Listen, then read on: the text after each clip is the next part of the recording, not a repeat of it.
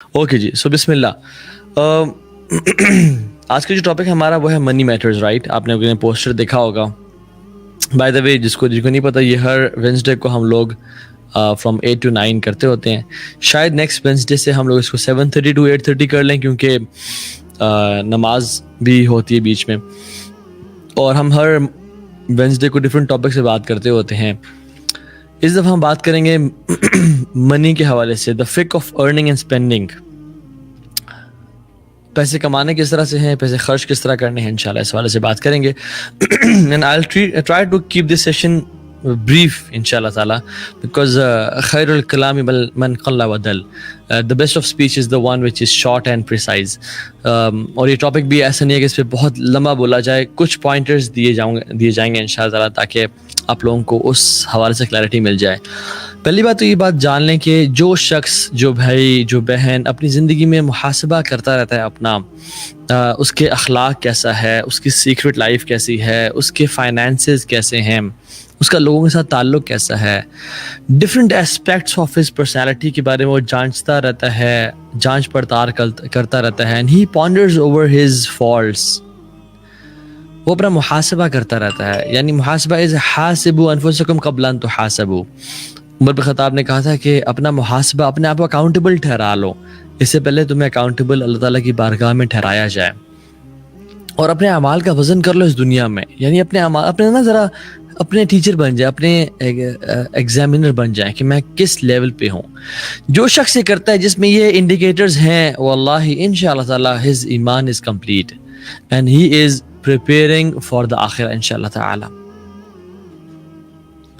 میں آج ایک حدیث پہ اپنی ٹاک کو رکھوں گا، اور وہ اللہ کے نبی نے حضرت ابو ہریرہ کو ایک نصیحت کی تھی، اور کہا تھا یا ابا ہریرہ، اے ابو ہریرہ، کن وارعا تکن من اعبد الناس، be a person who has ورع، caution، احتیاط، تکن اعبد الناس، تم لوگوں میں سب سے زیادہ عبادت گزار لوگوں میں اللہ کے سامنے لکھ دیے جاؤ گے۔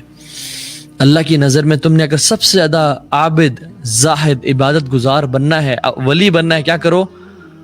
کن ورع تکن اعبد الناس، be a person who has ورع۔ ورع means caution، احتیاط۔ جس چیز میں ڈاؤٹ ہے، جس چیز میں حرام کا خدشہ ہے، اس سے بچ جانا، تم اللہ کی نظر میں ولی بن جاؤ گے، عبادت گزاروں میں لکھے جاؤ گے۔ ہمیں اپنے آپ کو کوشن میں رکھنا ہے۔ We have to be cautious about our glances، ہم کہاں دیکھ رہے ہیں، ہم کیا سن رہے ہیں، ہم کیا پہن رہے ہیں، ہماری سیکرٹ لائف کیسی ہے، اور ہمارے پبلک ڈیلنگ کیسی ہیں، ہمارے فائنینسز کیسے ہیں، ہم مال کہاں سے کما رہے ہیں اور کہاں پہ خرچ کر رہے ہیں، اپنے منہ میں اور اپنے پیٹ میں کیا ڈال رہے ہیں، اپنی اولاد کے بطن میں یعنی پیٹ میں کیا ڈال رہے ہیں۔ دس از آر ٹاپک، کن ورع تکن عبد الناس، be cautious about the finances. ایک اور حدیث میں اللہ کے نے فرمایا کہ انہی سے ابو ہریرہ سے کہا کہ اتق المحارم تکن عبد الناس، اے ابو ہریرہ تو میں 4 چیزوں کی نصیحت کرتا ہوں، ان کو پکڑ لینا۔ اور پہلی نصیحت کیا کہ محارم سے، گناہوں سے بچ جانا، تکن اعبد الناس، تم گناہوں سے بچ جاؤ اور فرائض پہ عمل کرو، تکن اعبد الناس، سب سے زیادہ عبادت گزار لوگوں میں بن جاؤ گے۔ وارضا بما قسم اللہ لک تکن اغنی الناس، جو اللہ نے تمہیں دیا ہے ابو ہریرہ، اس پہ راضی ہو جاؤ، اس پہ بس سکون، اطمینان، یا اللہ تو نے جو دیا ہے مجھے کافی ہے، یہی میرے قسمت میں لکھا ہوا تھا، جو مجھے ملنا ہے وہ مل کے رہے گا، اور جو مجھے نہیں ملنا وہ کبھی مجھے مل نہیں سکتا۔ تمہارا دل جو ہے نا پیس میں آ جائے گا، تکون اغنی الناس، تم ناس میں سے، لوگوں میں سے سب سے زیادہ غنی بن جاؤ گے۔ واحسن الی جارک تکن مؤمنا، اپنے پڑوسی کے ساتھ بڑے بہترین ہو جاؤ، تم مومن ہو جاؤ گے۔ وَأُحِبَّ لِلنَّاسِ مَا تُحِبُّ لِنَفْسِكَ تکن مسلمہ، اور تم لوگوں کے لیے وہی پسند کرو جو اپنے لیے پسند کرتے ہو، تم مسلم بن جاؤ گے۔ وَلَا تُكْثِرِ الضَّحِكَ فَإِنَّ كَثْرَةَ الضَّحِكِ تُمَيِّتُ الْقَلْبَ، اور زیادہ ہنسا نہ کرو، بے شک زیادہ ہنسنا دل کو مردہ کر دیتا ہے۔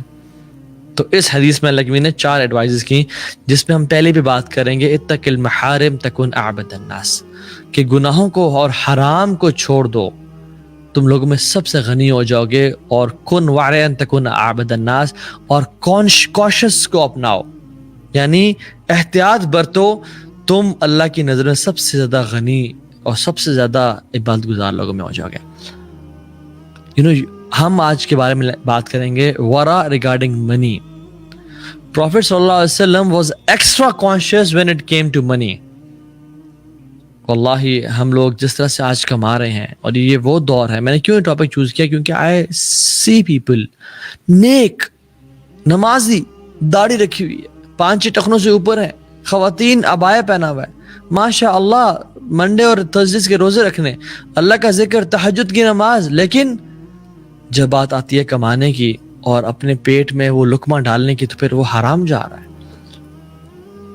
ہے. سبحان اللہ, imagine coming on the day of judgment with so many good deeds, لیکن ہمارے ڈاؤن فال کا جو سبب بنے وہ کیا بنے, کچھ مال جو ہم نے کمایا وہ ڈاؤٹ فل تھا, وہ جو منہ میں ڈالا وہ شک والا تھا, جو ہم نے پہنا وہ اس میں شک تھا کہ حلال ہے یا حرام ہے, جو گاڑی چلائی اس میں شک کہ حلال ہے یا حرام ہے.